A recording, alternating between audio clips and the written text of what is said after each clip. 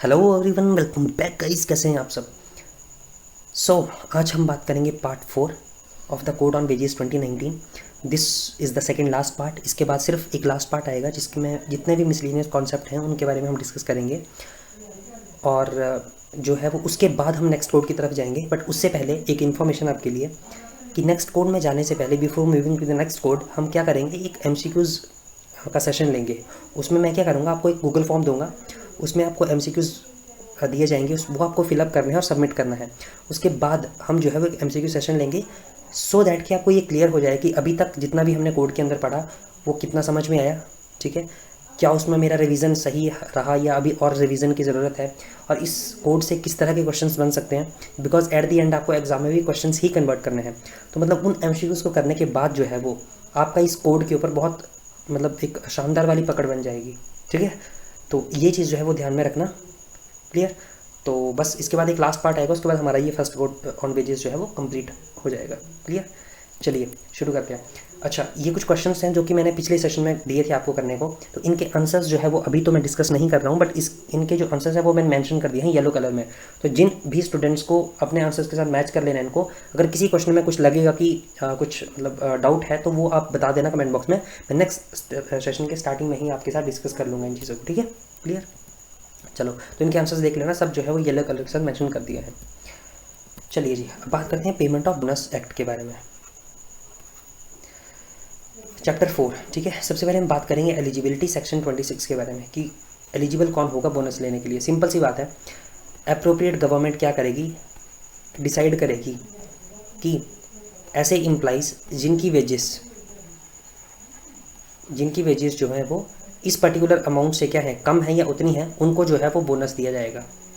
बोलने का मतलब ये हुआ कि फॉर एग्जांपल पहले अगर आपको याद होगा शायद, I am not sure but still if I am remembering correctly, तो जो पहले अमाउंट था वो था 21,000, कि जिन इम्प्लाइज़ की जो वेजेस है वो 21,000 से कम है या उतनी है तो वो जो है वो बोनस लेने के लिए एलिजिबल होते थे। अब जो है वो यहाँ पे ये अमाउंट तो नहीं है, बट वहाँ कहा है कि such amount per month as determined by notification by the appropriate government, जो भी अप्रोप्रिएट गवर्नमेंट डिसाइड करेगी उस अमाउंट से अगर वेजेस जो है वो इम्प्लाई की कम है तो वो जो है वो एलिजिबल हो जाएगा। वो हर एक इम्प्लाई जो है वो एलिजिबल हो जाएगा बोनस लेने के लिए। सिंपल सी बात। ठीक है, अब बोनस लेने के लिए कंडीशन भी है। क्या कंडीशन है? जो कि पहले की तरह सेम है कि एटलीस्ट एक अकाउंटिंग ईयर में उस इम्प्लाई को 30 डेज तो अकाउंटिंग ईयर में काम करना ही पड़ेगा। कितने? At least 30 days work in an accounting year. Clear? अच्छा, इसके बाद क्या होगा, उसको बोनस कितना मिलेगा? उसको एनुअल मिनिमम बोनस जो मिलेगा वो मिलेगा at the rate of 8 and 1/3% of the wages earned by the employee. मतलब जो भी उसकी वेजेस होंगी उसका 8.33% जो है वो उसको बोनस मिलेगा ही मिलेगा। This is the minimum annual bonus. Clear हो गया? और 100 rupees whichever is higher, या तो 8.33% ऑफ द वेजेस या फिर ₹100, इन दोनों में से जो भी ज़्यादा होगा वो जो है वो उसको मिनिमम बोनस जो है वो मिलेगा ही मिलेगा। आगे और भी लिखा है, वेदर और not the employer has any allocable surplus during the previous year account. Actually जो बोनस दिया जाता है वो प्रीवियस ईयर में जो भी प्रॉफिट होता है कंपनी को उसके मतलब बेस के ऊपर दिया जाता है, उससे कैलकुलेशन होती है उसकी। बोलता है कि अगर एलोकेबल सरप्लस मतलब आप अभी तक आप इसको जो है वो प्रॉफिट समझ लो, आगे अभी एक्सप्लेन करूंगा मैं, बट जो उसको प्रॉफिट, अगर कंपनी को प्रॉफिट हुआ या नहीं हुआ ये कोई मैटर नहीं करता है, जो कंपनी है उसको अपने एम्प्लॉइज़ को मिनिमम बोनस तो देना ही पड़ेगा, which is 8.33% of his wages और ₹100 whichever is higher. That's it. Simple सी बात, समझ आ गई? अच्छा, आगे चलते हैं। For the purpose of calculation of wages, तो अब जब हम कैलकुलेट करेंगे वेजेस को तो कैसे करेंगे? तो बोलता है कि जहाँ पे wages of employee exceeds such amount पर mention as determined by notification by the appropriate government. तो ठीक है, so the bonus payable to such employee under subsection 1 and 3 shall be calculated as if his wage were such amount so determined by the appropriate government or the minimum wage fixed by the appropriate government whichever is higher। मतलब कि जैसे मैंने अभी कहा कि appropriate government क्या करेगी, employee की जो वेजेस है वो फिक्स करेगी कि इस वेजेस के अंदर जो भी एम्प्लॉइज आते हैं उनको बोनस मिलेगा। बट अब जो बोनस मिलता है वो क्या किस पे मिलता है? जो वेजेस होती है एम्प्लॉइज़ की उसका 8.33% मिलेगा। तो यहाँ पे बोलता है ये कि जो कैलकुलेशन ऑफ बोनस होगी, या तो वो ये जो गवर्नमेंट ने नोटिफाई किए हैं वेजेस, या तो इस पे ऊपर होगी, या फिर जो मिनिमम वेजेस हैं उसके ऊपर होगी। तो इन दोनों में से जो भी वेजेस का रेट ज़्यादा होगा उसके साथ जो है वो कैलकुलेशन होगी बोनस की, विच एवर इज़ हायर। समझ में? जो हमने कल नेशनल फ्लोर वेज पढ़ा था, ठीक है, नेशनल मिनिमम वेज जो पढ़ा था, फ्लोर वेजेस जो पढ़े थे, वहाँ वो वाली बात हो रही है मिनिमम वेज, ठीक है। तो या तो मिनिमम वेज अगर ज़्यादा है तो उसके ऊपर बोनस को कैलकुलेट किया जाएगा, या फिर जो गवर्नमेंट ने नोटिफाई किया है कि ये वाली वेजेस के वाले एम्प्लॉइज जो है वो उनको बोनस के लिए एलिजिबल हैं, उसके ऊपर जो है वो बोनस कैलकुलेट किया जाएगा। सिंपल सी बात, ठीक है, समझ में आ गया। आगे चलते हैं। Wherein respect of any accounting year referred to, अच्छा अब यहाँ पे ना थोड़ा सा कॉम्प्लेक्स हो जाएगा अब आपको सिस्टम। अब आप बोलोगे सर कि क्या ही करवा रही हो, मतलब थोड़ा सा दिमाग के ऊपर जा रहा है। मुझे लगता है अभी तक तो आपको समझ आ गया कि सिंपल 3-4 चीज़ें याद रखनी है अभी तक आपको, कि इस वाले एक्ट में जो है वो ये 21,000 वाला कुछ फंडा है नहीं, ठीक है। ये 21 वाला फंडा जो है वो हटा दिया है। तो इसका मतलब अब जितना भी अमाउंट गवर्नमेंट नोटिफाई करेगी उसके अंदर वाले एम्प्लॉइज़ जो है वो बोनस के लिए एलिजिबल होंगे। दूसरा क्या याद रखना है आपको, कि उस बंदे को 30 दिन तो वर्कर को काम करना ही पड़ेगा एक अकाउंटिंग ईयर में। तीसरी चीज़ क्या याद रखनी है कि मिनिमम बोनस उसको मिलेगा ही मिलेगा, विच इज़ 8.33% और ₹100 विच एवर इज हायर। और चौथी बात आपको ये याद रखनी है कि एलोकेबल सरप्लस है या नहीं है उसको कोई फर्क नहीं पड़ता है, उसको मिनिमम बोनस जो है वो मिलेगा ही मिलेगा। इसके अलावा इस पॉइंट में आपको ये क्या याद रखना है कि पहली चीज़ कि अगर तो जो कैलकुलेशन ऑफ बोनस होगी तो जो गवर्नमेंट ने वेजेस नोटिफाई किए हैं या तो उसके ऊपर होगी, या फिर जो मिनिमम वेजेस, ये नेशनल फ्लोर वेजेस हैं, ये फ्लोर वेजेस हैं, नेशनल मिनिमम वेजेस हैं, उनके ऊपर होगी। तो इन दोनों में से जो भी ज़्यादा होगी, ठीक है, उसके ऊपर जो है वो कैलकुलेशन ऑफ बोनस होगी। दैट्स इट, बस इतनी सी बात आपको याद रखनी है, ठीक है। अब ये वाला फंडा जो है ना, ये एलोकेबल सरप्लस क्या होता है ना, फिर ये आप अभी बहुत सारी टर्म्स देखोगे आगे, तो घबराना नहीं है, अभी मैं आपको इसको बहुत ईजिली तरीके से एक्सप्लेन करता हूँ, ठीक है। देखो, कैलकुलेशन ऑफ बोनस जो की जाएगी उसको यहाँ समझो। इसको समझने के बाद ना आगे की जितनी भी मैक्सिमम स्लाइड्स हैं आपको ऑटोमेटिकली समझ में आ जाएंगी। बस इसको ध्यान से समझ लो, ठीक है। पहली चीज़ याद रखना, जो बोनस होता है वो कैलकुलेट किया जाता है, उसकी शुरुआत होती है प्रॉफिट से। मतलब कि सबसे पहले जो है हम कंपनी का ग्रॉस प्रॉफिट देखेंगे कि उसका ग्रॉस प्रॉफिट कितना है। अब आप बोलोगे कि सर की जो ग्रॉस प्रॉफिट है वो कैसे निकालेंगे, तो ग्रॉस प्रॉफिट निकालेगा एम्प्लॉयर। कौन निकालेगा? एम्प्लॉयर। अब एक चीज़ और बता देता हूँ कि जो भी मैं यहाँ पे बता रहा हूँ ना, ये हर एक चीज़ इंपॉर्टेंट है, यहीं से एग्जाम में बनेगा, तो थोड़ा सा ध्यान से सुनना इसको ना। अभी जो भी मैं एक्स्ट्रा भी बता रहा हूँ वो भी एग्जाम के लिए इंपॉर्टेंट है। सुनो, ग्रॉस प्रॉफिट को कौन डिसाइड करेगा या डिटरमाइन करेगा? वो करेगा एम्प्लॉयर, ठीक है। अच्छा, तो एम्प्लॉयर कैसे करेगा? जो भी मैनर या जो भी तरीका जो है वो अप्रोप्रिएट गवर्नमेंट ने, या सॉरी इसको अप्रोप्रिएट गवर्नमेंट नहीं लिखेंगे, इसको लिखेंगे सेंट्रल गवर्नमेंट ने डिसाइड किया होगा, उस मैनर को फॉलो करते हुए जो है वो एम्प्लॉयर डिसाइड करेगा अपना ग्रॉस प्रॉफिट कितना आया मेरा प्रीवियस ईयर का। समझ में आ गया? तो यहाँ पे एक और चीज़ जो आपको याद रखनी है कि मैंने यहाँ पे सेंट्रल गवर्नमेंट लिखा है, ना कि अप्रोप्रिएट गवर्नमेंट लिखा है। इसका मतलब कि यहाँ पे स्टेट गवर्नमेंट का काम नहीं है कोई भी। क्लियर हो गया? चलो, पहली बात। दूसरी, उस ग्रॉस प्रॉफिट से हम कंपनी की जो भी डेप्रिसिएशन होती है, जो भी डायरेक्ट टैक्सेस वो पे करती है, या जो भी अमाउंट ऑफ बोनस कंपनी ने ऑलरेडी अपने एम्प्लॉइज़ को कुछ पे कर दिया है, या फिर कुछ ऐसे फर्दर सम्स जो कि सेंट्रल गवर्नमेंट डिसाइड करेगी कि ये वाले सम्स भी आप मतलब माइनस कर लो, डिडक्ट कर लो, किससे? ग्रॉस प्रॉफिट से। इन सबको डिडक्ट करने के बाद, ग्रॉस प्रॉफिट में से इन सबको डिडक्ट करने के बाद जो आपके पास अमाउंट आएगा उसको बोलेंगे अवेलेबल सरप्लस। सिंपल बात है। क्लियर हो गया? कोई दिक्कत अभी तक? ठीक है। अब अवेलेबल सरप्लस से क्या करेंगे? Available surplus in case of banking company, अगर तो आपकी क्या है, बैंकिंग कंपनी है, उस केस में ये जो आपका अवेलेबल सरप्लस हमारे पास बचा, उसका 60% जो है वो हमको क्या करना है, उसका जो 60% है वो हमें as a in the form of bonus जो है वो डिस्ट्रीब्यूट करना है, और उसको बोलते हैं allocable surplus. That is, what is allocable surplus? Allocable surplus is 60% of the available surplus. तो ये जो भी हमारे पास अवेलेबल सरप्लस आया, इसका जब हम 60% निकाल देंगे तो वो हो जाएगा हमारे पास एलोकेबल सरप्लस, जिसको कि हम एक्चुअली एलोकेट करेंगे, डिस्ट्रीब्यूट करेंगे, ठीक है। But in case of other than banking company, जो बैंकिंग कंपनी नहीं है, उस केस में जो जो एलोकेबल सरप्लस होगा वो कितना होगा? वो होगा 67% of the available surplus. Simple सी बात, समझ में आ गई? कोई दिक्कत अभी तक? ठीक है। तो ये है वो एलोकेबल सरप्लस। तो हमने जो अभी बात की थी, अगर आपको यहाँ याद हो कि वेदर और not the employer has any allocable surplus during the previous accounting year, चाहे है चाहे नहीं है, उसको देना ही पड़ेगा। तो ये है वो एलोकेबल सरप्लस। ये कि मतलब, क्योंकि अगर प्रॉफिट होगा तभी तो ये एलोकेबल सरप्लस आएगा, अगर प्रॉफिट ही नहीं है तो ये एलोकेबल सरप्लस कहाँ से आएगा? ठीक है। तो इसका बोलने का मतलब है कि चाहे है चाहे नहीं है, कंपनी को बोनस देना पड़ेगा। बट आप बोलोगे कि सर यही नहीं है तो बोनस कहाँ से देंगे? तो बोनस देंगे, अभी एक कॉन्सेप्ट आएगा वो भी, मतलब वो क्या करते हैं, सेट ऑफ कर देते हैं नेक्स्ट ईयर में, फिर उनको इकट्ठा बोनस देना पड़ता है कंपनी को, जितना भी अमाउंट मतलब नेक्स्ट ईयर में बनेगा। ठीक है, समझ में आ गया? अभी आगे देखते हैं, चलो आगे देखते हैं इसको। हाँ सही, हाँ बात है यहाँ पे gross profit, computation of gross profit.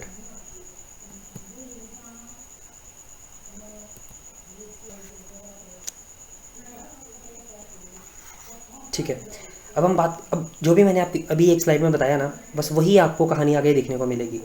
अब अभी मैंने बताया कि ग्रॉस प्रॉफिट को कैलकुलेट कैसे करेंगे, तो gross profit derived by the employer, अभी मैंने आपको बताया। ठीक है, कैसे करेगा?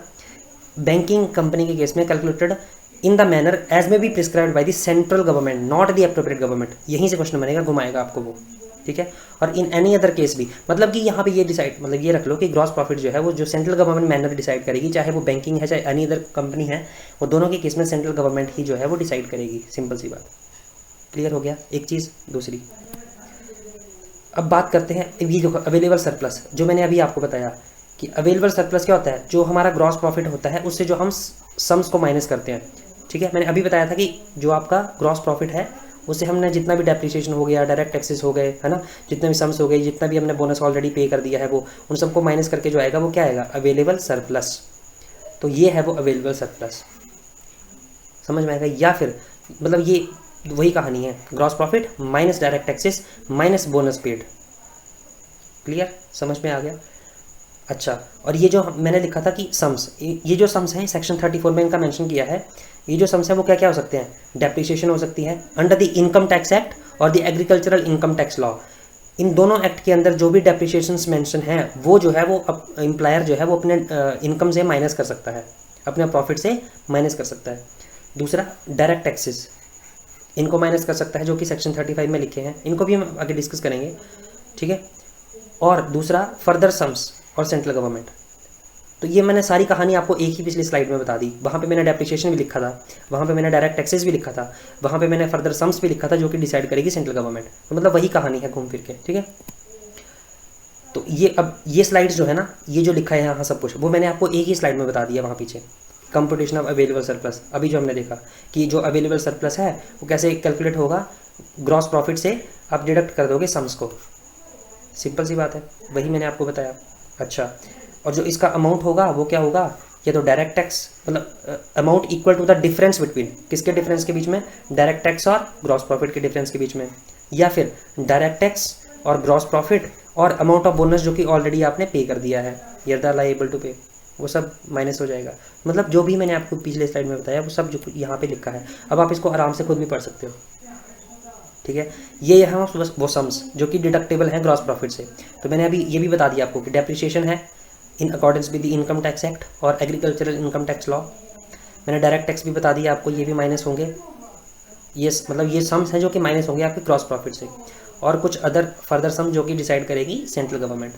ये हर एक चीज़ मैंने कहा था ना कि आप एक स्लाइड देख लो जो मैंने बताई है, आगे की मैक्सिमम स्लाइड्स आपको खुद समझ में आती जाएंगी। ठीक है, अब payment of bonus out of allocable surplus.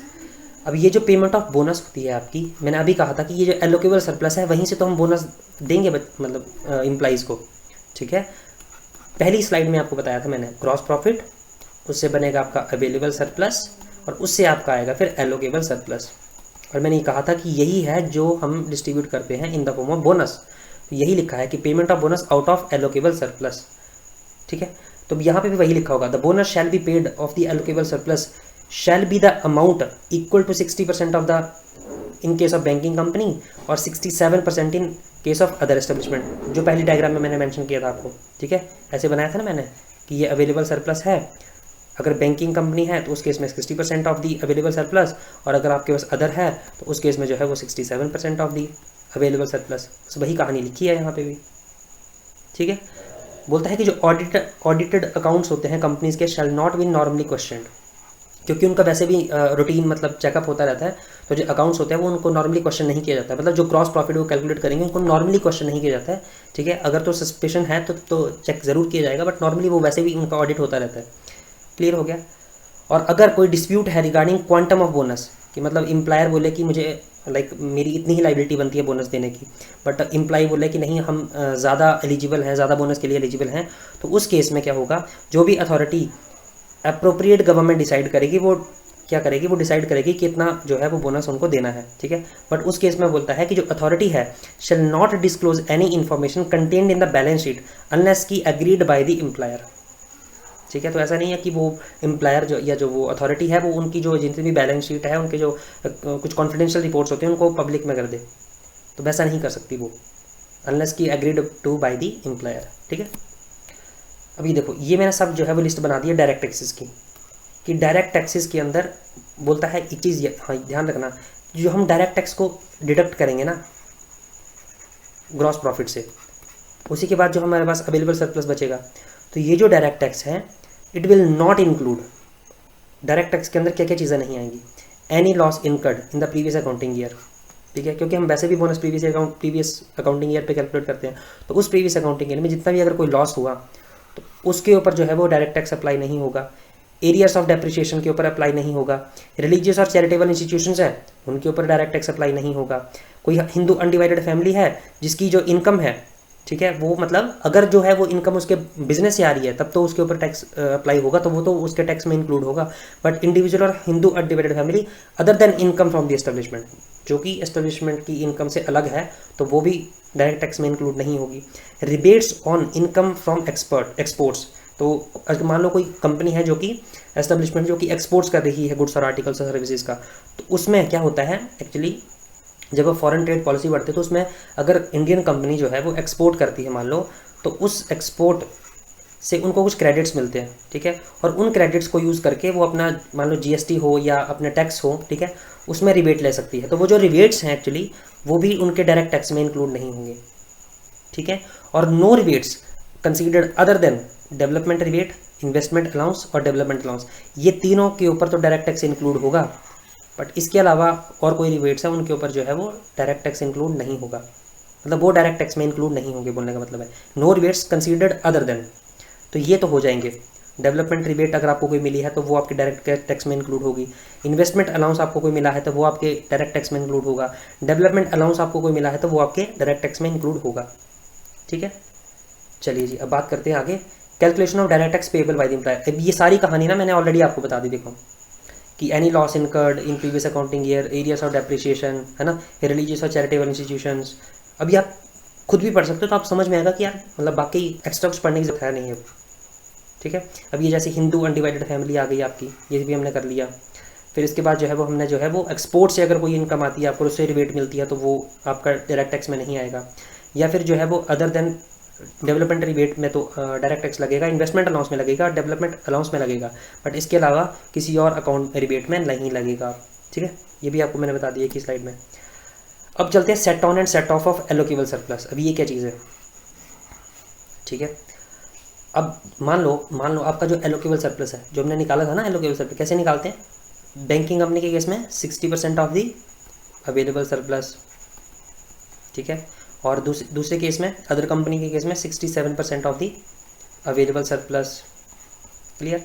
तो अगर मान लो जो आपका अवेलेबल एलोकेबल सरप्लस है वो मोर देन और ग्रेटर देन है मैक्सिमम बोनस लिमिट। हाँ एक और चीज़, जो आपकी मैक्सिमम बोनस लिमिट होती है वो होती है 20%। कितनी होती है, 20% of the wages of employee, कि आप जो अपने एम्प्लॉय को बोनस दोगे वो कितना हो सकता है, मैक्सिमम टू मैक्सिमम वो हो सकता है 20% ऑफ हिज वेजेस, और मिनिमम कितना हो सकता है 8.33%, तो इसके बीच में ही बोनस जाएगा, क्लियर होगी बात। तो अगर तो आपका जो एलोकेबल सरप्लस अभी आपके पास है कंपनी का वो है मैक्सिमम बोनस लिमिट से ज़्यादा, तो वो जो ज़्यादा अमाउंट है but subject to maximum 20% of employees wages carried forward up to 4th year. अब ये क्या बोल दिया सर आपने, देखो मान लो एलोकेबल सरप्लस है 3 करोड़, ठीक है, मैक्सिमम बोनस लिमिट है मान लो 1 करोड़, कि अब 1 करोड़ से मतलब 1 करोड़ बन रहा है आपके एम्प्लॉइज़ की जो वेजेस हैं उनका, अगर जब हम कैलकुलेट कर रहे हैं बोनस की लिमिट तो वो बन रही है 1 करोड़। आपके पास एलोकेबल सरप्लस है अभी इस साल का, ये प्रीवियस ईयर का वो है 3 करोड़, तो एक्सेस अमाउंट कितना हुआ 2 करोड़, ठीक है। But subject to maximum 20% of his wages. तो 20% ऑफ वेजेस मैक्सिमम लिमिट कितनी है, 1 करोड़ ही है। तो आगे जो एक्सेस अमाउंट कैरिड फॉरवर्ड जाएगा वो कितना जाएगा, वो 2 करोड़ नहीं जाएगा, वो 1 करोड़ ही जाएगा, क्योंकि मैक्सिमम जो लिमिट है वो कितनी है, वो है 20%। मतलब ये जो मैंने यहाँ लिखा है वो यही चीज़ है कि जो एक्सेस अमाउंट है वो कितना आगे जाएगा, जितनी भी मैक्सिमम बोनस लिमिट होगी उससे ज़्यादा नहीं जाएगा। सिंपल सी बात, समझ में आ गया आपको। और वो जो कैरिड फॉरवर्ड है वो अगले 4 साल तक आप कर सकते हो। मान लो इस अकाउंटिंग ईयर में, मान लो 2001 में आपको जो है वो एलोकेबल सरप्लस ज़्यादा है आपके पास, तो उसको आप 2002 तक कैरिड फॉरवर्ड कर सकते हो, 2003 तक कर सकते हो, 2004 तक कर सकते हो, 4th year, first second third और सॉरी 5th तक, 2005 तक, क्योंकि फर्स्ट ईयर आपको इसको मानोगे, second third and then 4th। Clear हो गया। तो इन 2005 तक जो है वो आप इस अपने एलोकेबल सरप्लस को कैरिड फॉरवर्ड कर सकते हो। इसको बोलते हैं सेट ऑन। ठीक है, तो सेट ऑफ क्या होगा, सेट ऑफ इसका उल्टा होगा, मतलब कि जब आपके पास एलोकेबल सरप्लस लेस देन है मिनिमम बोनस लिमिट, मतलब कि आप 8.33% of the wages of employees को भी इतना भी बोनस नहीं पे कर सकते इस टाइम पे, आपके पास इतना एलोकेबल सरप्लस नहीं है। तो उस केस में क्या होगा, जितना भी डेफिशिएंट अमाउंट है या फिर मिनिमम बोनस अमाउंट है वो जो है वो कैरिड फॉरवर्ड होगा up to the 4th year, या फिर जो भी सेंट्रल गवर्नमेंट नोटिफाई करेगी वो। समझ में आ गया। मतलब सिंपल चीज़ें हैं, अगर आपको थोड़ा सा इसको शांति से समझो तो, मतलब सिंपल चीज़ें हैं, अगर आपको थोड़ा सा इसको शांति से समझो तो बहुत सिंपल चीज़ें हैं, और इसको बोलते हैं हम सेट ऑफ। ठीक है, ठीक है। अब यहाँ पे एक चीज़ ध्यान रखना कि जो principle of set off and set on है decided by the central government, not the appropriate government. तो वो पेमेंट ऑफ बोनस एक्ट में आपने देखा होगा कि यहाँ पे सेंट्रल गवर्नमेंट को फोकस ज़्यादा किया गया है, इससे पहले जो आपने पढ़े वहाँ पे एप्रोप्रिएट गवर्नमेंट का ज़्यादा नाम था। समझ में आ गया। ठीक है, कोई दिक्कत। अच्छा, एक और चीज़ जो है वो यहाँ पे आपको ध्यान में रखनी है कि जैसे आप कैरिड फॉरवर्ड कर रहे हो ना, तो बोलता है कि जो अर्लीस्ट अकाउंटिंग ईयर होगा, अर्लीस्ट अकाउंटिंग ईयर अमाउंट जो होगा ऑफ सेट ऑन और set of taken into account first. ठीक है, मान लो अभी 2004 में आप पे कर रहे हो और कैरिड फॉरवर्ड कर रहे हो आप, तो मान लो मतलब एक 2003 का भी आपके पास अवेलेबल है, 2002 का भी अवेलेबल है, तो आप पहले इस वाले कैरिड फॉरवर्ड अमाउंट को जो है वो एलोकेट करोगे, ना कि इसको आगे के लिए फॉरवर्ड कर दो अगर आपके पास अवेलेबल है, ऑलरेडी पूरा हो चुका है तो। ठीक है, तो जो अर्लीस्ट अकाउंटिंग ईयर अमाउंट है सेट ऑन और सेट ऑफ के केस में, उसको आप कंसिडर करोगे जो अर्लीस्ट अकाउंटिंग ईयर का है। ठीक है, समझ में आ गया। अब जितना भी मैंने आपको ये बताया, ये सब जो है वो यहाँ का राम कहानी लिखी है। ठीक है, कि अगर एलोकेबल सरप्लस आपका एक्सीड करता है अमाउंट ऑफ मैक्सिमम बोनस, तो उस केस में जो एक्सेस है वो आपको जो है वो लिमिट 20% जो मैंने अभी बताया वो कैरिड फॉरवर्ड होगा। ठीक है, up to the inclusive of 4th accounting year. Simple सी बात है। और इन सच मैनर जो कि सेंट्रल गवर्नमेंट इसको डिसाइड करेगी। वैसे ही ये सेट ऑफ का केस है कि अगर एलोकेबल अवेलेबल सरप्लस है कि नहीं, या एलोकेबल सरप्लस, तो उस केस में क्या होगा, जो अमाउंट ऑफ मिनिमम बोनस है, ठीक है, या फिर जो भी अमाउंट है, या there is no amount of sufficient amount carried forward नहीं है आपके पास, तो आप क्या करोगे, मिनिमम अमाउंट ऑफ डेफिशिएंसी, ठीक है, shall be carried forward in the succeeding year. यहाँ पे भी 4th ईयर तक आएगा। समझ में आ गया। ठीक है, आगे चलते हैं।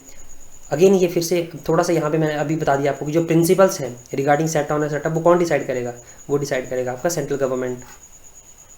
ठीक है, and shall apply to all other cases not covered by section 1 or subsection 2 for the payment of bonus under this code। Simple सी बात है। ठीक है, अब ये भी मैंने आपको बता दिया कि जो एनी अकाउंटिंग ईयर है, ठीक है, where in any accounting year any amount has been carried forward and set on or off under this section, then in calculating bonus for the succeeding accounting year the amount of set or से जो होगा वो earliest आपको लेना है। Earliest accounting year shall first taken into account. ये भी मैंने आप एग्जाम्पल के साथ बता दिया। तो मतलब जब आप, जो मैंने यहाँ पे खुद से नोट्स बना के आपको बताया है, उसको एक बार पहले देखो, उसके बाद इस थ्योरी को पढ़ो, आपको हर एक चीज़ें रिलेट होगी। ठीक है, ओके। तो अब जो है वो हम बात करेंगे नेक्स्ट स्लाइड। अब फिर से फर्स्ट पेज में आते हैं, सेक्शन 26। मैंने यहाँ तक 2 तो आपको एक्सप्लेन कर दिए थे। अब ये वाला समझो, मैंने कहा था उस टाइम कि आप कंफ्यूज हो जाओगे इसको देख के। पहले मैं आपको एक्सप्लेन करता हूँ, फिर आप इस पैराग्राफ को पढ़ना। ठीक है, यहाँ देखो, अगर मान लो आपको जो मिनिमम बोनस लिमिट है, या आप इस तरह समझते हैं कि जो अगर मान लो आपका एलोकेबल सरप्लस जो है वो ज़्यादा है, is greater than the minimum bonus limit, that is 8.33%, उससे ज़्यादा है आपका एलोकेबल सरप्लस, तो उस टाइम जो कंपटीशन ऑफ वेजेस बोनस होगी वो कैसे होगी, proportion of their wages subject to the maximum 20% limit. ये वर्ड बहुत बहुत इंपॉर्टेंट है। तो सर इसका मतलब क्या, इसका मतलब ये हुआ कि अगर मान लो मिनिमम बोनस लिमिट कितनी है 8.33%, बट उनके पास जो एलोकेबल सरप्लस है उस हिसाब से मान लो कि उनका जो वो बोनस है वो दे सकते हैं वो 12% के हिसाब से। तो उस केस में जो बोनस दिया जाएगा वो proportion of their wages subject to maximum 20% limit, तो जो उनका प्रपोर्शन है उनके पास जो अभी अवेलेबल एलोकेबल सरप्लस है उसके बेस के ऊपर दिया जाएगा। तो मतलब उस केस में एम्प्लॉयर ये नहीं बोल सकता कि मेरी मिनिमम बोनस जो है लिमिट वो इतनी ही है तो मैं इतना ही दूंगा, नहीं, अगर आपके पास इससे ज़्यादा ग्रॉस प्रॉफिट है और एलोकेबल सरप्लस है तो आपको जो है वो उस पर्टिकुलर एलोकेबल सरप्लस के साथ कंप्यूट करना पड़ेगा बोनस। समझ में आ गया आपको? ठीक है, तो ये मतलब है इस वर्ड प्रपोर्शन का यहाँ पे। और ये जो प्रपोर्शन है, अब ये प्रपोर्शन कितना होगा ये डिसाइड कौन करेगा? It will be decided by the agreement or settlement between the employer and the employee.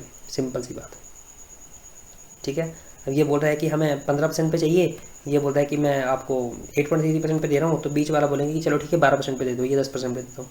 ठीक है, समझ में आ गया? सिंपल सी बात है। आगे चलते हैं। Now this is the concept. ये आपको थोड़ा सा यहाँ से ध्यान से देखना है इसको। ये अगर आपने समझ लिया तो आपका मतलब ऑलमोस्ट ख़त्म हो गया फिर पेमेंट ऑफ बोनस। ठीक है, पहला चैप्टर। अब यहाँ देखो, फॉर एग्जांपल मान लो कि इन 2000 ईयर, ठीक है, जो एम्प्लॉयर है वो सेल करता है अपनी गुड्स और आर्टिकल्स को जो कि उसके एम्प्लॉइज बनाते हैं। ठीक है, उसने क्या किया, उसको सेल किया। उस सेल करने के बाद जो ये 2000 में उसने सेल किया, उसके फर्स्ट जो 5 अकाउंटिंग ईयर हैं, उसके अंदर सेक्शन 36 अप्लाई नहीं होगा। अब आप बोलोगे सर ये क्या चीज़ है? ये यही चीज़ है जो मैंने अभी आपको बताई, that is set on and set of के जो प्रोविजंस हैं वो अप्लाई नहीं होंगे। ये चीज़ है, ठीक है। Section 36 will not apply for the first 5 accounting year following the year in which the employer sells the goods or services manufactured by his employees. समझ में आ गया? तो फिर सर बोनस कैसे कैलकुलेट होगा अगर पीछे से सेट ऑन सेट ऑफ नहीं है और अगर अवेलेबल सरप्लस नहीं है तो क्या होगा? तो कुछ नहीं होगा। तो जो बोनस कैलकुलेट किया जाएगा, ये जो बोनस उनको दिया जाएगा वो सिर्फ उसी ईयर का दिया जाएगा जिस ईयर में प्रॉफिट डिराइव हुआ है। सर ये तो मतलब थोड़ा सा अजीब हो गया। नहीं, कुछ अजीब नहीं है। फिर से देखो, मैंने अभी सेट ऑन सेट ऑफ समझाया आपको, ठीक है। मैंने क्या कहा था अभी? सेट ऑन का मतलब क्या था कि अगर मान लो आपको एलोकेबल सरप्लस जो है वो ज़्यादा है किससे, आपके जो मैक्सिमम है, तो उस केस में आप क्या कर दोगे, जो जितना एक्सेस अमाउंट है उसको आप फॉरवर्ड कर दो 4th ईयर तक। ठीक है। और दूसरा सेट ऑफ में मैंने कहा था कि अगर आपके जो एलोकेबल सरप्लस है वो कम है, ठीक है, मिनिमम वेजेस से, तो जो मिनिमम बोनस लिमिट से, तो आप क्या करो, जो डेफिशिएंट अमाउंट है या जो मिनिमम है उसको जो है वो कैरेट फॉरवर्ड कर दो up to the 4th accounting year. But उसमें मैंने ये नहीं कहा था कि जो 4th ईयर अकाउंटिंग ईयर है वो कहाँ से कैलकुलेट होगा। तो वो कैलकुलेट यहाँ से स्टार्टिंग, वो वाली चीज़ यहाँ पे है कि अगर मान लो, अभी आपको पूरा समझो, इसको खुद समझ में आएगा कि अकाउंट 2000 में उसने सेल किया, तो 2000 से लेकर 2005 तक जो फर्स्ट 5 अकाउंटिंग ईयर्स हैं उसके अंदर ये सेट ऑन सेट ऑफ का प्रोविज़न नहीं लगेगा। दैट मीन्स कि फिर उनको अगर बोनस कहाँ से मिलेगा, बोनस में सिर्फ उन्हीं ईयर्स का मिलेगा जिस ईयर्स में उस एम्प्लॉयर को प्रॉफिट जनरेट हो रहा है। That's it. ठीक है। अब दूसरी चीज़ समझो, 2005 के बाद 2006 तक ये आ गया आपका 6th accounting year following the year in which employer sales his goods and services. तो उस 6th ईयर में जो है वो सेक्शन 36 अप्लाई होगा। Section 36 will apply. 6th to 7th 2007 जो 7th अकाउंटिंग ईयर है उसमें भी सेक्शन 36 अप्लाई होगा, और जो 8th अकाउंटिंग ईयर है उसमें भी सेक्शन 36 अप्लाई होगा। बट यहाँ पे एक चेंज है। तो इसका मतलब एग्जाम में क्वेश्चन आता है तो जो पहले फर्स्ट 5 अकाउंटिंग ईयर है ना, वहाँ तक जो है वो आपका क्या, सेक्शन 36 अप्लाई नहीं होगा। And what is section 36? Section 36 contains the provisions regarding the set on and set of bonus और एलोकेबल सरप्लस। सॉरी, क्लियर हो गया? अब यहाँ से देखो, जो अगर मान लो 6th ईयर में वो बोनस देना चाहता है, तो 6th ईयर में मैंने बोला कि सेट ऑन यहाँ अप्लाई होगा, तो मतलब यहाँ पे इसका मतलब क्या हुआ कि जो कैरिड फॉरवर्ड वाला कंडीशन यहाँ पे चलेगी। इस केस में बोलता है कंडीशंस क्या हैं, 6th ईयर के केस में जो एलोकेबल सरप्लस होगा ऑफ अकाउंटिंग ईयर, मतलब इस accounting year that is 6th accounting year का विल कंटेन, तो उस केस में जो 5th और 6th अकाउंटिंग ईयर जो है वो उसको अकाउंट में लिया जाएगा कैलकुलेशन में। तो मेरे बोलने का मतलब क्या हुआ, जो एलोकेबल सरप्लस है ऑफ अकाउंटिंग ईयर 5 और 6 उसको दोनों को जो है वो अकाउंटिंग में लिया जाएगा। समझ में आ गया। और अगर मान लो 7th अकाउंटिंग ईयर में जो है वो बोनस दे रहा है, तो उस केस में जो एलोकेबल सरप्लस होगा वो होगा ऑफ अकाउंटिंग ईयर 5, 6 और 7th टेकन इनटू अकाउंट। तो मतलब उसमें 5th ईयर के प्रॉफिट, 6th ईयर के प्रॉफिट, 7th ईयर के, मतलब इन तीनों साल के जो है वो में जो है वो जितना प्रॉफिट है वो कैरी फॉरवर्ड हो सकता है, या इन तीनों ईयर्स के जो एलोकेबल सरप्लस है वो कैरी फॉरवर्ड हो सकते हैं। इतना बेसिक समझो इसमें आप। समझ में आ गया। तो यहाँ पे बोलने का मतलब था कि ये तो 6th अकाउंटिंग ईयर है, तो 2004 से 5 के बीच में ये जो 5th अकाउंटिंग ईयर है, इसमें जो एलोकेबल सरप्लस उसके पास होगा वो कैरिड फॉरवर्ड हो जाएगा। इसमें ये लिखा है वो 5th। समझ में आया। और ये जो 6th अकाउंटिंग ईयर है इसमें 5th का भी होगा और 6th का भी होगा और 7th का तो होगा ही होगा इन कॉम्पिटिशन ऑफ बोनस। ठीक है, समझ में आ गया। बट 8th ईयर की जब हम बात करेंगे, 8th अकाउंटिंग ईयर की, तो उस केस में सेक्शन 36 तो अप्लाई होगा, मतलब जो set on set of conditions है वो तो अप्लाई होगी, बट वो होगी एज नॉर्मल। अभी सर नॉर्मल क्या है, जो हमने अभी पीछे पढ़ा कि ये 5th, 6th, 5th, 7th ये कुछ नहीं है। ठीक है, जो हमने नॉर्मल पढ़ा कि अगर ये ज़्यादा है ये कम है तो up to the 4th accounting year जो है वो ये कैरी फॉरवर्ड होगा। ठीक है, समझ में आ गया। ये थोड़ा सा कॉम्प्लेक्स था, मतलब इस डायग्राम के हिसाब से आपको समझ में आना चाहिए वैसे, क्योंकि जब आप इसके टेक्स्ट पढ़ोगे ना तो यू विल बी कन्फ्यूज्ड और आप कोई और समझाएगा भी नहीं है, सिंपल सी बात, और इतने ईजी तरीके से। तो इसको मतलब ये है कि एक बार नहीं समझ में आया तो इसको एक बार फिर से वीडियो को देखो और समझो इसको कि क्या चीज़ बोलने की कोशिश हो रही है यहाँ पे। और अगर फिर भी समझ में नहीं आता तो फिर मेरे को बताओ, फिर मैं इसको और थोड़ा सा एक्सप्लेन करने की अलग तरीके से कोशिश करूँगा समझाने की आपको। ठीक है, बट आई होप कि इस तरीके से आपको समझ में आ जाना चाहिए अब। ठीक है, 2 दिन बाद वीडियो को देखो, आपको खुद समझ में आएगा। क्लियर। चलो अब आगे चलते हैं। तो ये जो हमने जितने भी यहाँ पे बात की, हाँ सॉरी,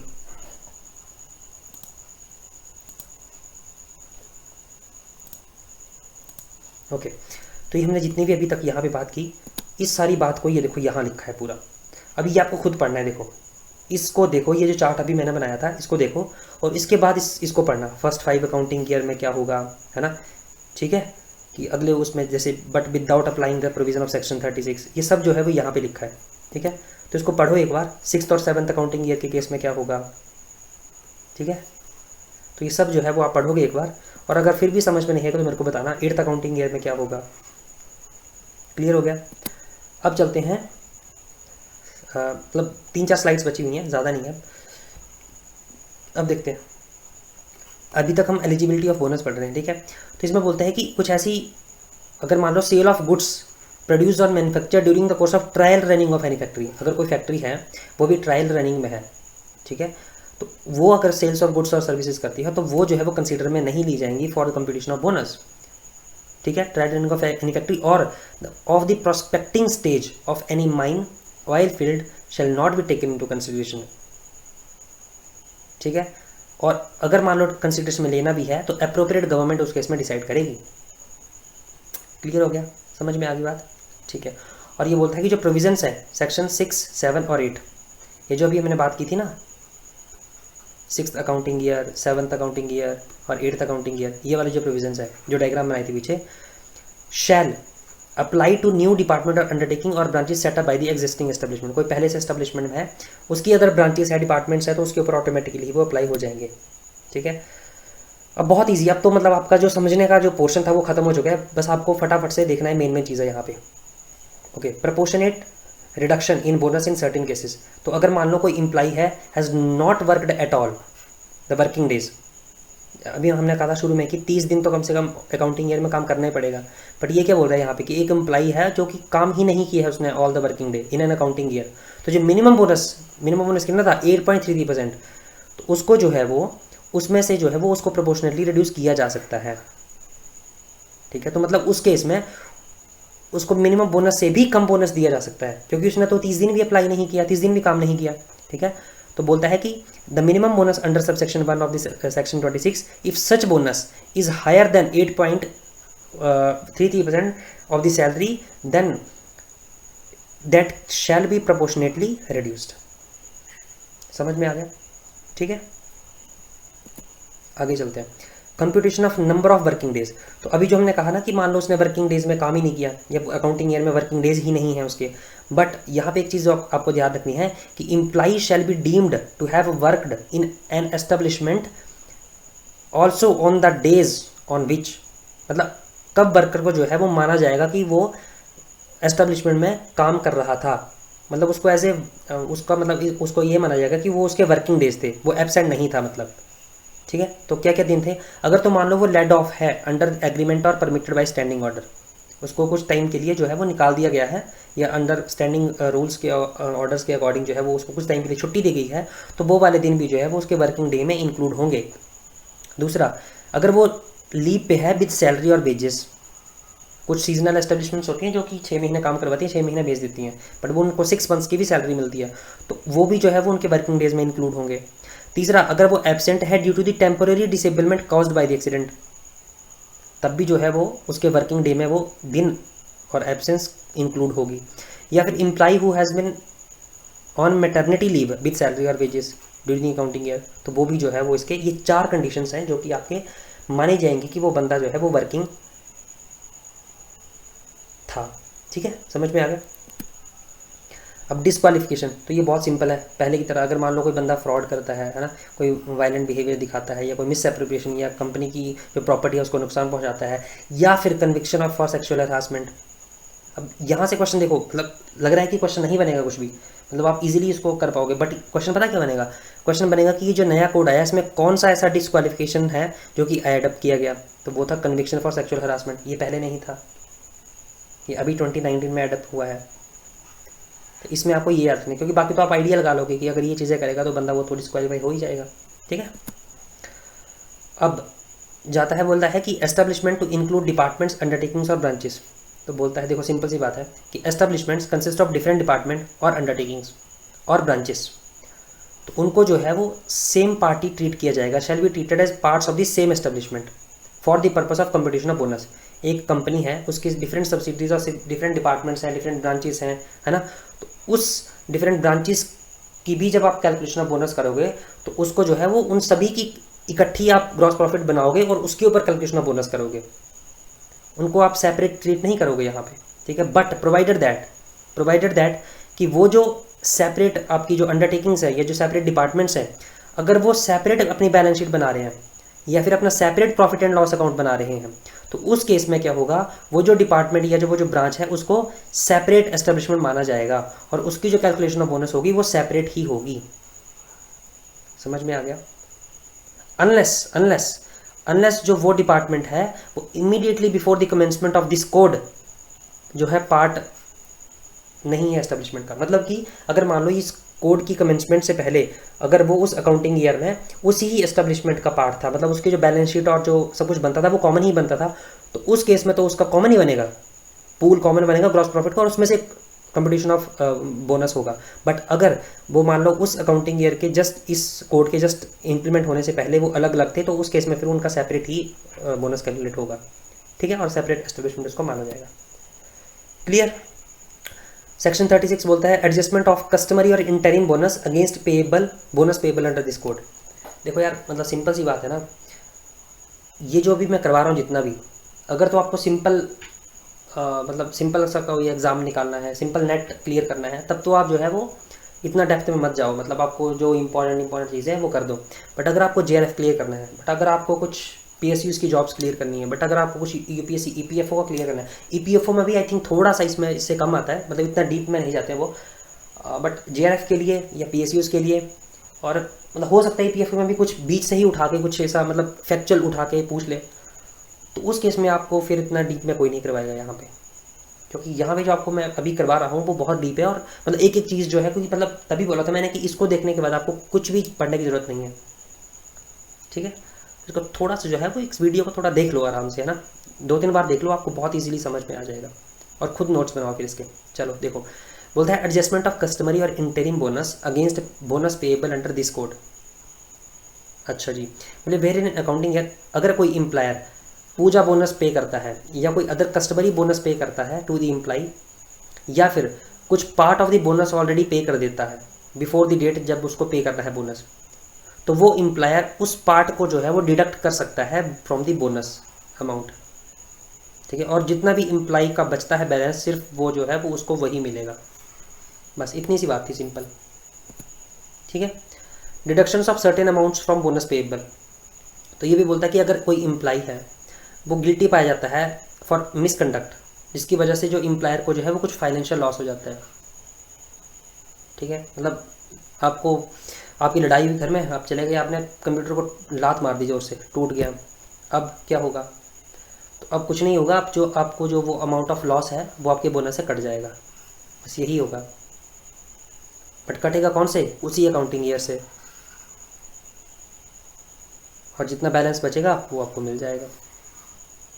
ठीक है, समझ में आएगा? तो इसलिए इतना गुस्सा नहीं दिखाना है वहाँ कंपनीज में जाके, क्योंकि आपका ही फाइनेंशियल लॉस होगा वहाँ पे। ठीक है, आगे चलते हैं। Time limit for payment of bonus. अब यहाँ पे 3 चीज़ें आपको याद रखनी है कि एम्प्लॉयर को 8 मंथ के अंदर अंदर from the close of the accounting year, 31 मार्च के बाद लगभग 8 मंथ के अंदर अंदर जो है वो उसको बोनस देना है, प्रोवाइडेड दैट कि अप्रोप्रिएट गवर्नमेंट उसको इंक्रीज़ ना कर दे कुछ सफिशिएंट रीज़न देख के। बट वो जो एक्सटेंशन है वो भी मैक्सिमम 2 साल से ज़्यादा नहीं कर सकती अप्रोप्रिएट गवर्नमेंट। ठीक है, तो यहाँ पे 2 चीज़ें क्या याद रखनी है कि उसको 8 month from the close of the accounting year bonus देना है, और दूसरा कि उसको जो है वो मैक्सिमम लिमिट कितना उसको अप्रोप्रिएट गवर्नमेंट एक्सटेंड कर सकती है, वो कर सकती है 2 साल from the close of the accounting year.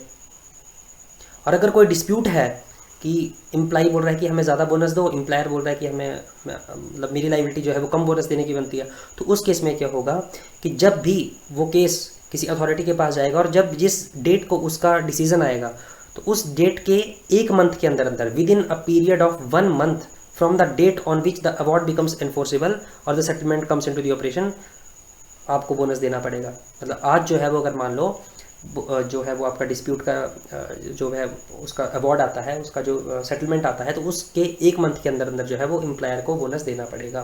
Simple सी बात है। ठीक है, समझ में आ गया? आगे चलते हैं।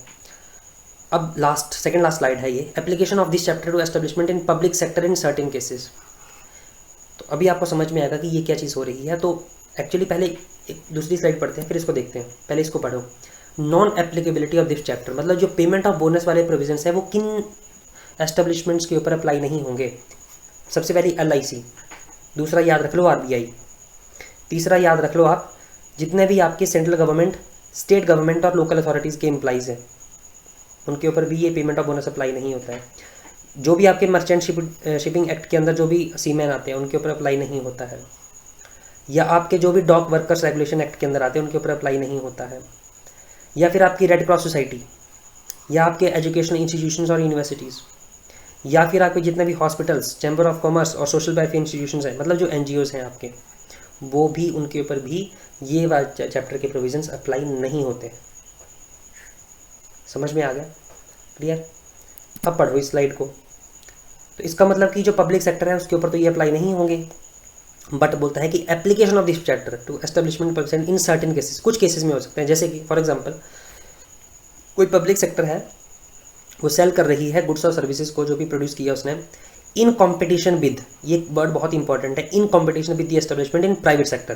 प्राइवेट सेक्टर में भी कोई कंपनी है, पब्लिक सेक्टर एक कंपनी है, दोनों एक ही तरह की गुड्स और सर्विसेज के ऊपर वो प्रोड्यूस कर रहे हैं, उनके बीच में कंपटीशन है, और मान लो पब्लिक सेक्टर की जो ऑर्गेनाइजेशन है उसकी जो इनकम है उस सेल से वो is not less than 20% of the gross income of the establishment. जो उस पब्लिक सेक्टर की जो टोटल इनकम है, उस टोटल इनकम से अगर वो जो उसने सेल की उस पर्टिकुलर गुड्स और सर्विसेज को सेल करने के लिए उससे 20% ज़्यादा है, उससे 20% ज़्यादा है, तो उस केस में जो है वो ये चैप्टर के जो प्रोविजन है वो अप्लाई होंगे। नॉट लेस देन मतलब 20% से ज़्यादा। तो इस केस में जो है वो पब्लिक सेक्टर अंडरटेकिंग के ऊपर इस एक्ट के जो प्रोविजंस है वो अप्लाई हो जाएंगे इस चैप्टर के, that is payment of bonus के।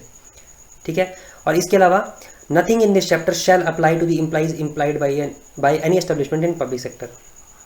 इसके अलावा इस चैप्टर में nothing in this chapter shall apply to the employees employed by establishment public sector. इसके अलावा कोई भी एम्प्लॉय जो कि पब्लिक सेक्टर के अंदर है उसके ऊपर ये वाले एक्ट अप्लाई नहीं होंगे। समझ में आ गया? ठीक है।